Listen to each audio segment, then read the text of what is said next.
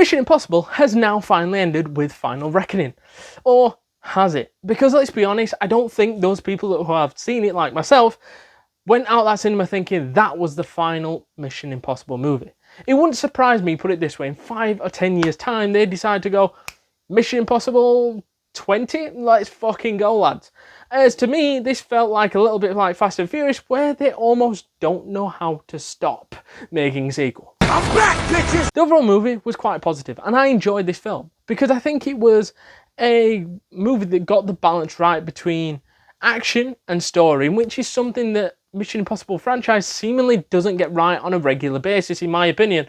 And that's why I'm not a big fan of the franchise as a whole. But I think this one was a positive sequel and felt that it did everything right that it should have done. What I did enjoy was how the story was quite simple as well.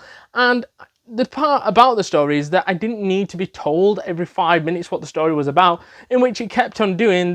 Basically, the whole story is about taking down the Entity, which is an AI system.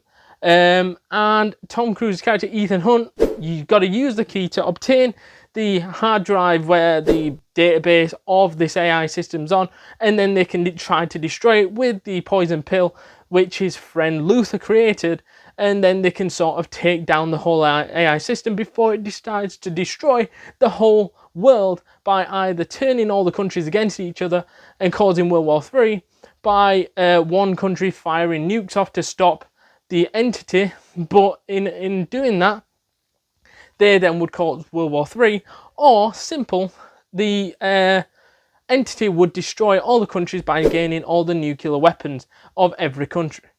So, and Tom Cruise was between a rock and a hard place on what to do, and the only thing that he could do was try to do a Mission Impossible by getting and obtaining this database for the AI system, which is down in the bottom of the ocean in a sunken submarine. So that was fucking brilliant as a overall action scene, if you like, which we'll get onto in a minute or two. But onto the story again, I think that was just fantastic. Like, it was easy to understand. The thing that I did like about this film, I know I'm jumping from different things, this is just what I remember.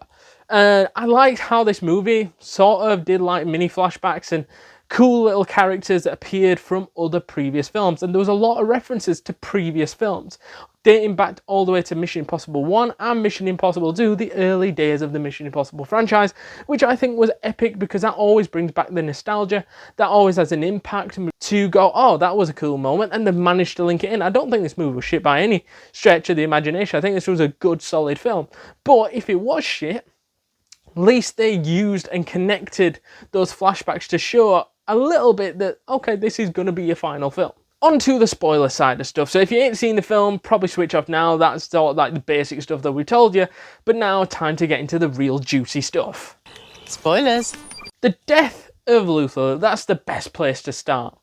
For me, was unexpected. It came out of nowhere. Literally, 1 minute they're talking, the next minute he's in a hospital bed, and the next minute he's strapped down to a chair and basically put in a room where Tom Cruise is running to save him and everything like that. And then he comes to an ultimatum where he can't save Luther, because as soon as Luther cuts the wire, it will not only save the city, but it will also kill him. Bit of an ultimatum, because Tom Cruise can only just stand there and watch while his friend dies.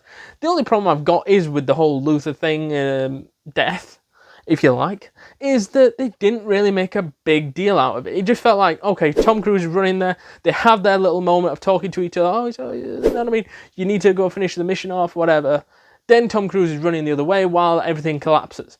We don't see, and I get that the world's about to end, so they haven't got time to do a funeral, they haven't got time to say a proper goodbye. There's a little bit of that at the ending, with the poison pill thing, where he obviously manages to save the day, which we'll get onto in a second.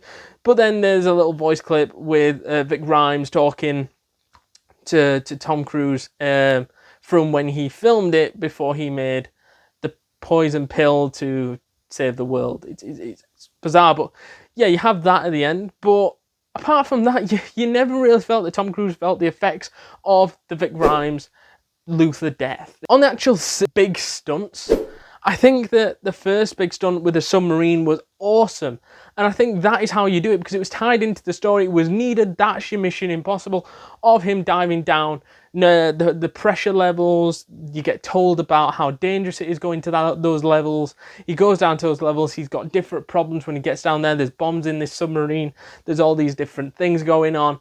I think that was, to a T, done to perfection. I think those stunts, I think they made sense for the story and made it feel like a Mission Impossible, no pun intended.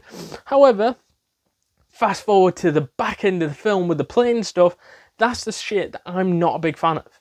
Because at the end of the day, it feels forced. It feels like, why the fuck am I watching Tom Cruise do these stupid stunts for no particular reason other than to just go, oh, this is meant to hype up the ending. But I wasn't hyped up with that ending, because it made me just feel like this has just been put in for the sake of it, just to showcase Tom Cruise doing stunts. That's what it felt like. I know people will have their own perspective on that particular stunt, but for me, it didn't really fit in that ending, in my personal opinion. I think it just felt forced in, and the battle took a little bit forever. I'm not going to lie. When we got to that ending, it didn't feel suspenseful. That side of stuff. The other side of stuff, where there's the bomb, the nuclear bomb in the sort of bunker, and they're literally trying to stop that whilst also taking down the AI system, but they're having to wait for Tom Cruise to put together the poison pill and the database drive. And if they can do that, then it turns green, then they can trap the entity and stop the world from being destroyed. But the whole part of that is interesting at this side, but at the other side, it just takes forever. And you know they're going to leave it down to the final seconds for the bomb to eventually be cut, and leave it to the final second for Tom Cruise to put the pieces together and whatever. I think Benji getting shot as well also added a bit of suspense. I never thought he would die, though. I always thought, know what? I think it's too obvious, him being shot in that moment, for him to die. It happens in certain films, but I thought for this one, they're going to keep him alive. And they did. But for me, I think that part of the film, yes, I think they got right. The stuff on the plane took too long, not a big fan. But then again, I think, yeah, it added that little bit of suspense when he's falling down in the parachute, trying to put and fumble together to put those pieces together. The problem I've got is with that little bit of an ending is his parachute explodes, right? We can agree on that. It sets fire. He's then free falling again. Sound. Okay, in his free falling, he's fumbling to put these pieces together.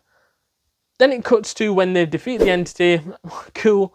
And Tom Cruise is still alive, and he's used a different parachute. The biggest question in there is, where did he get the other parachute from? Did I miss something? If I missed something, let us know down in the comments down below. But he got a parachute from out his ass. That was some kind of Fortnite GTA style thing where it just appeared on him. And it's like, oh, he's now got a working parachute. Where's that come from? They're the sort of plot holes where I'm like, that didn't make sense. It's either been left on the cutting room floor, or they just thought you can work it out yourself. I don't know. And then them all having that weird staring contest at the end was a bit weird as well, where they're like looking at each other. And it reminds me a lot of this. Before we jump back into this video, guys, please do us a massive favour and smash that subscribe button, because you do not want to miss a thing this week, next week, and the week after, because we've got tons and tons of content planned for you guys, and you can do us a massive favour by smashing that subscribe button, joining the community, getting updates to all the latest videos, from the YouTube shorts to the actual videos. It is well worth it, completely free, and you will not regret it. So to summarise Mission Impossible, hopefully the last in the franchise, because let's be honest, we don't really want to see another Mission Impossible film. I don't want to. If you do, let us know down in the comments down below, but I think they should leave it be. And that's why I've rated it a 7 out of 10, and a great film. I actually enjoyed it. Let us know down in the comments down below if you enjoyed this film. Hit that like button, hit that subscribe button. Let us know your thoughts on this movie down in the comments down below. And if you haven't yet seen our Mission Impossible Dead Reckoning Part 1 movie review, then go check that out right now.